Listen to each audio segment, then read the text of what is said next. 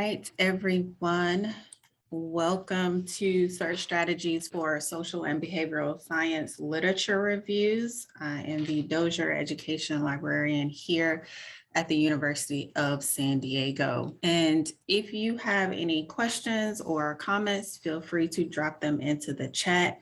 We'll go through kind of the formal presentation first, and then I will have Q&A at the end.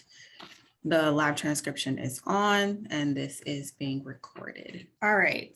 So one of the things that we typically encounter when we are engaged in doing literature review research is trying to figure out how to develop what I call a working search query. And the key basics to a search query often relies on your use of Boolean terms. And these terms, and there are more than just the three that you see on your screen, the and, or not, but these three are the most commonly used when you're developing a search query.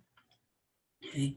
So and connects the search phrases together. As your example here, you have apples and oranges. In this space, you want to say, you're telling the system, I am looking for information that relates to both apples and oranges, preferably content that is going to mention both of them in the same resource. Or is one of my favorites, and it helps make our search queries a lot more complex, which is really good when you're doing graduate level or professional type research, because our literature reviews are trying to grasp the existing body of research about a particular topic. And when we're at this level, our topics tend to be more complex than just apples and oranges, right? We're looking for, say, the impact of X on Y with this population. Okay. So, or helps us increase the potential number of results that we are going to see. This is important because everyone does not use the same term to mean the same thing. We have a lot of synonyms. We have a lot of like phrases. And just as a basic example, when you search for apples or oranges, you're going to receive a different number of results than when you do apples and oranges. And I'm going to show you an example in just a second using education and COVID as our terms on Google Scholar. So least number of results when you use and, more results when you use or, and not is a particularly useful one, but not for the initial search query.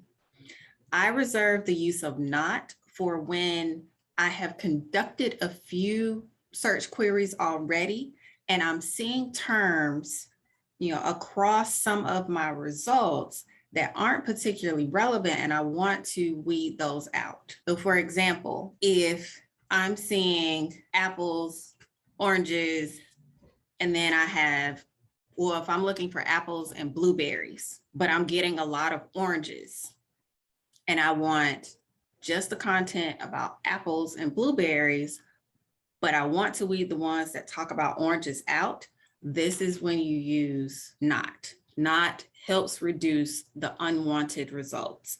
Is it always perfect? No, it is not.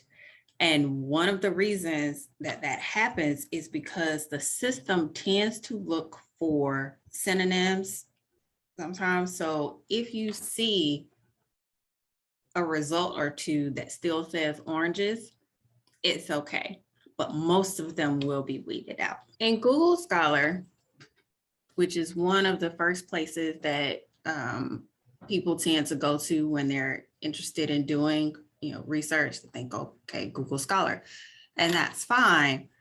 But Google Scholar doesn't really have a great search interface, and we'll talk about how we can maximize that later. But as an example of our Boolean terminology, I ran quick searches on education and COVID. Notice that I have "and" as a Boolean term in capitalized. And previously, systems could only read the Boolean term if it was in all caps. It helps separate the terms from each other. So this is the traditional way of inputting a Boolean term. However, Google Scholar, other databases are now capable of recognizing that when they see "and," or "not" in lowercase, they still kind of recognize it. But I learned how to do this many years ago, so I still capitalize mine in most spaces. So looking for education and COVID as a search, got about 3 million or almost 4 million results. If I looked for education or COVID, remember it expands the number of results that I'm looking for. So now I have results that talk about education, COVID, education, and COVID together. And I have about 7 million results. Okay. Education, not COVID, means that I wanted to weed out the COVID results, but look what happened on Google Scholar. They're still there. Okay. So again, "not" is one of the Boolean terms that I tend to save once I have done some initial search queries and my results are more relevant to the topic at hand. Okay. And notice that using education, not COVID, I have about the same number of results as I did with education and COVID because it didn't read "not" very well. So this is a very basic level search. Your searches for, or your working search query for a literature review is going to be much more complex than this. Okay. Now, going back to our presentation here. So our goal is to develop a working search query. And that is different from an initial search query. An initial search query is the one that you build to try and get some results. They may be relevant, they may not be, but this is kind of your first pass at finding resources related to your topic or research question. The working search query is the one that gets you the most relevant results and the highest quality results related to your topic. It is the search query that you can then take and place in other databases or platforms, and it's going to be consistent for you. Consistency in search queries is important when you are conducting a literature review, because again, you're looking for specific information about the existing body of literature on your topic. Your methodology for searching and finding and then paring down the results that you are going to use to establish this existing conversation about your topic is important. Your working search query then gives you the foundation of that methodology. And then you can say, here's how I found these resources. And then you can use your parameters to narrow down to the particular resources you are going to reference in your literature review. So initial search query, just your first pass at it. Working search query gets you the consistent results. For this level of research, it is quite possible that you are going to have 2 to maybe 4 working search queries, depending on the complexity of your work and your topic, because you may need to search for 2 to 3 components at a time. You may not find all of them together in one search query, and that's okay. So I wanted to show you how I break down going from topic level, which is a high level here, to actually pulling out to the search terms level. And your research question is the framing that helps you get from topic level to your search terms. If my topic, in this case, BIPOC women in higher education and self-care, okay? So maybe my literature review says, how do BIPOC women who have administrative positions in higher education take care of themselves, wellness, mindfulness? What are they doing? So to go from topic, and notice the research question becomes a bit more specific. What strategies, now I'm narrowing down my literature review. What strategies are BIPOC women at PWIs using to engage in self-care? The difference between the topic and the research question tends to be the specificity. My general topic here, but then when I really start thinking about what do I want to talk about? What am I really interested in researching? The research questions are where you can be more specific in that. Instead of higher education in general, now I'm looking at a specific environment, PWIs here. Instead of just general self-care, I am interested in self-care strategies. So this makes my work very action-oriented because I'm looking for specific strategies, not theories. I'm looking for what are they doing. So when you break down the research question, this helps you bring out the specific search terms that is going to inform your initial search query. So for example, BIPOC. I could keep BIPOC as a search term because it's recognizable now. However, if I'm interested in a specific race or ethnicity, I could designate as such here. So don't say BIPOC if you actually mean you're only looking at Black people, because that's going to change the results that you're going to receive. So be as specific as possible when you are talking about a particular population. This also goes for gender, age ranges. And with age ranges, it's not particularly useful to put in, I'm interested in from the age of 18 to 35. It's not particularly useful to put into your search query.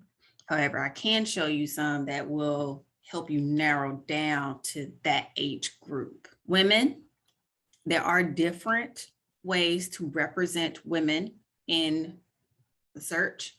So you could go with women, female, mix with an X. There are different ways to do this. Strategies. So similar terms for strategy, activity, intervention, PWIs here, PWI, higher ed, college, university. You could use predominantly white institution instead of the acronym. And then self-care. Notice that I have self-care in a couple of different ways. This is going to help maximize my potential number of results when I'm using that or in between. So think about this comma as being or. The space in between each box would be and all of this together is going to create a really complex search query to help me narrow down to the particular conversation I'm interested in having in my literature review. So Copley has a lot of databases, and people ask me all the time, well, which ones do I need to start with? Or where should I concentrate my search? I've listed here some of the most used for the social and behavioral sciences. Academic Search Premier is a really good, just general multidisciplinary database. It's usually where I start and build those complex search queries. For example, let's see, did I link this one? I did. Academic Search Premier. It is on the EBSCOhost platform, meaning that there are multiple databases that I could include in this search. Having a multi-database search saves you time and allows you to hit a bunch of spaces at once. For a literature review, if I'm feeling lazy, I could choose to select all of these. It's not going to harm your search to have more databases than not. You're only going to get results from the ones that are relevant. You might see something surprising. But my targeted searches, usually I will choose databases that are relevant to my particular topic.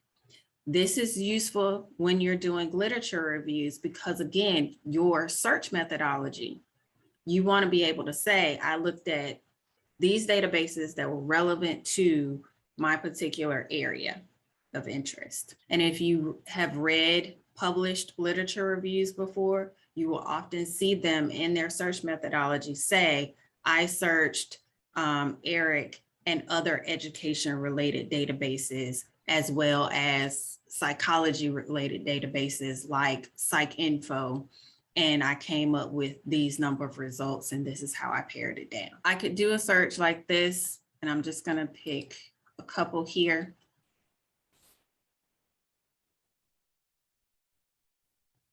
You definitely want to use advanced search because the interface here is built to help you build that more complex search query.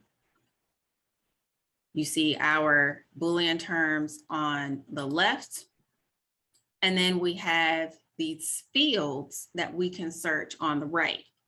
For my initial search query, I do not limit my field initially. I leave it at a keyword search, and then I allow the results to tell me where are my specific search terms being housed. Are they in the title? Are they in the subject terms? Are they in the abstract? That will help me then narrow down and find those more relevant resources. I do, let's say, IPOC or, and in this case, I'm going to say, yes, I use the term BIPOC, but I'm actually only interested in a Black population. And interested in women. It's helpful that the system kind of gives you these suggestions, kind of like Google does. I'm interested in PWIs.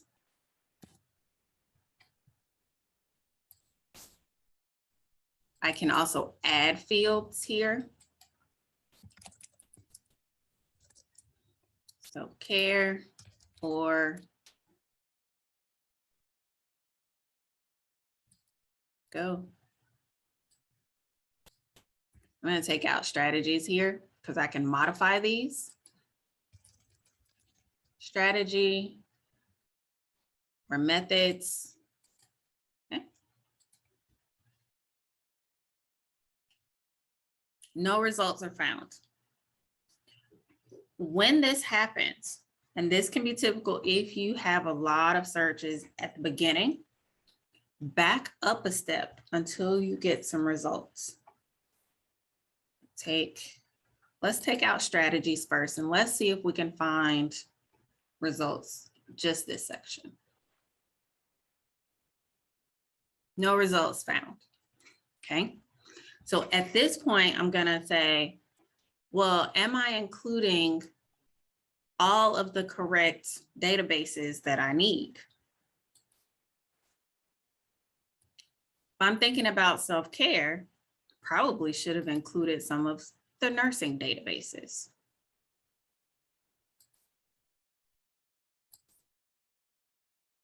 Okay. I'm also going to include sociology in here, LGBT source to be inclusive as always. Okay.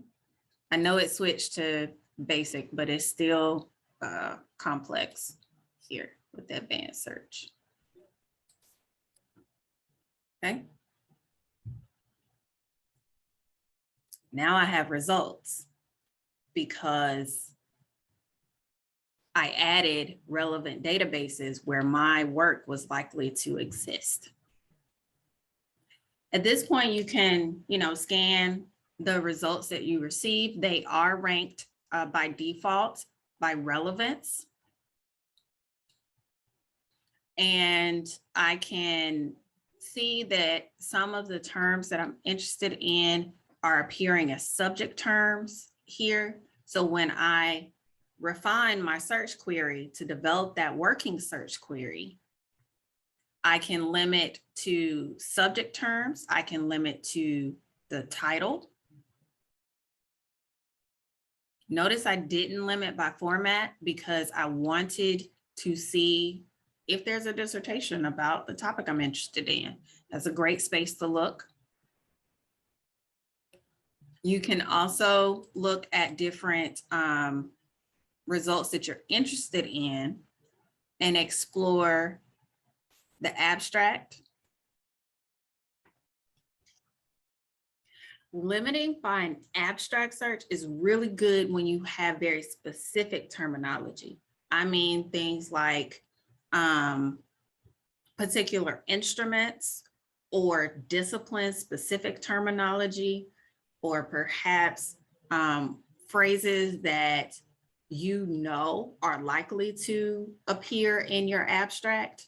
This is when you can check that to see if they are popping up. Refine your search here.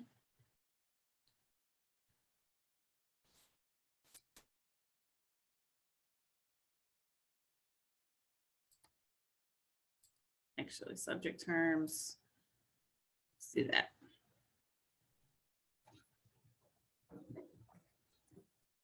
And it's messing up because it put itself all in one category. This is why I like to move them into their separate lines. It helps keep the search query organized so that when I make changes, they're here.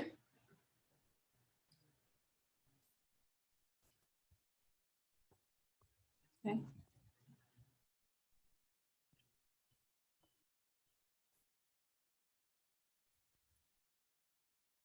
And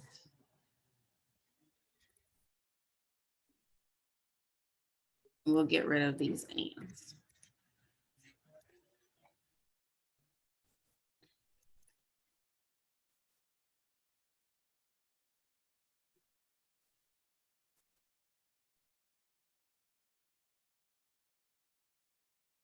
And the system is lying to me today because I know that there are results. But this is a great option to bring back our search history, which in this temporary window is going to track every search you do. So when the system decides to act up, as it is in this case, just go back to one of your searches that brought you results. You can also use the limiters over here in the margins to add things like age range, if you want to, language, if you like. And it means the language that the resource is written in, not the language of the people. Okay. Methodology, here you have options. You can also use the search query, search history to then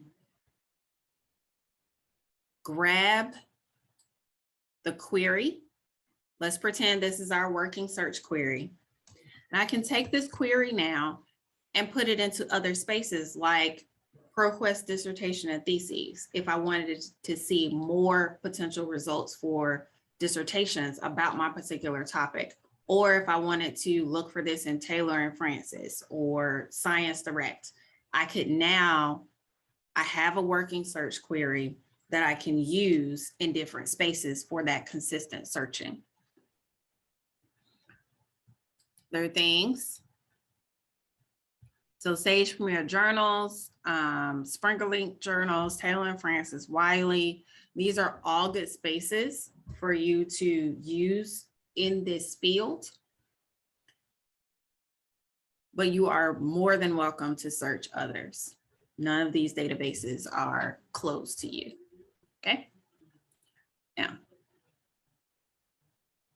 there are also Libguides that I've curated to help you in your searching. So if you are part of a particular program or a class, then you will probably see a Libguide that has been built for you. And so I have more recommendations for resources that are particularly used in those specific areas. Okay. Now, reminders, I have made a practice of when I am searching for resources, one of the first things I do is open my citation manager. It's a good practice because then you are more likely to make sure that you are importing those resources as you go through your searches. Zotero is my favorite. Endnote is quickly becoming my second favorite. One, because it's free for us here at USD and it has unlimited space. So typically what I'll do is my active work projects are in Zotero. And then when I finish a project, I will export it over to Endnote so that I keep that material, but I'm not filling up my Zotero space. Endnote is also really good when I want to use in vivo. Zotero is also good for in vivo, but sometimes when I am importing files into in vivo, sometimes I'll start out my project with an Endnote import and then keep it going from there. Okay. You also want to track your search queries, and we want consistency here. So track your search queries in like a Google Doc, or if you use the Microsoft Suite, that's fine too. Use a Google Doc or a spreadsheet and hyperlink those searches so that you can go immediately back to the results. X. If you wanted to keep track of, let's say this one, most of the databases and platforms will have some type of share button where you can grab a persistent link or permalink to said results. In this case, the results are dynamic. So if someone, publishes something, then instead of 81 results right here, it would say 1 million, whatever, 82 results. They're dynamic. Okay. And as a heads up, some of the platforms like ProQuest will have an expiration date on these persistent links for searches. So ProQuest is one I know usually has about a year expiration date on their links. That's something that in your tracking sheet for your search queries, you can note. Okay. Other things, make sure to use the advanced search features when possible. I start out very open with keyword searches and not limited by particular format. But when I'm refining my search, that's when I start using things like methodology, limiting to particular formats that I'm interested in, those types of things. Okay. And so that ends the formal presentation. I will now open it up for questions. Okay, so this is Zotero here. And as you see, I have a whole bunch of stuff in this library. And every little dot here means that there is some type of attachment to this reference. In this case, the full text. Sometimes it's a note or a snapshot that I have attached or a linked HTML or something. And notice that you can link multiple things to a particular reference. So this is a system of organizing all of those resources that you have so that you don't have to just throw them on a random folder, or keep them on an external drive somewhere. There's a syncing capability so that you can log into your Zotero account anywhere, even if you don't have your main device with you. You can still access your Zotero library and use it if you were in another space. It also makes it really good to have a backup. I can't tell you how many people have had, computer crashes and things like that, and they lose everything. So this is a way to make sure that you keep a backup. And later on in the semester, I think maybe next month, I'm gonna facilitate a workshop with Rachel Martinez on like organizational structure of things like this, because we don't often have time and people are trying to figure out like, well, how do I organize my resources? Should I do it by class? Should I do it by assignment? How do I do this thing? So we're going to do a workshop on like, how do we organize these tools and use them more efficiently? But just as a real quick for my system here, because y'all are looking at it, like I tend to organize my folders by topic or by project.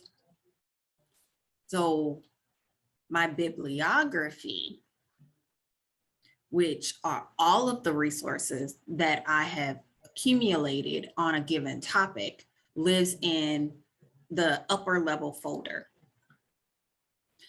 Then I create a subfolder for whatever deliverable that I'm planning to create, like if it's a poster presentation or a paper or whatever, I create a subfolder.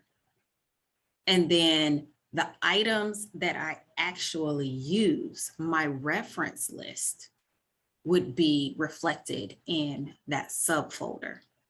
That way, I know all of the resources that I've accumulated on a particular topic, but then I'm also able to quickly see which ones that I actually reference. Okay. So that tends to be my general organizational strategy. And you can do things like create tags. So I could click on this tag and see everything that's tagged as academic libraries. I could also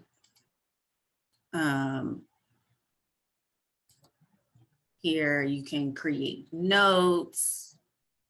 So any of these fields are editable. So you have many options with it. But just make a practice. I don't care which citation manager you use. I actually use multiple, so Zotero and Endnote. But make sure you're using at least one. You will not regret it.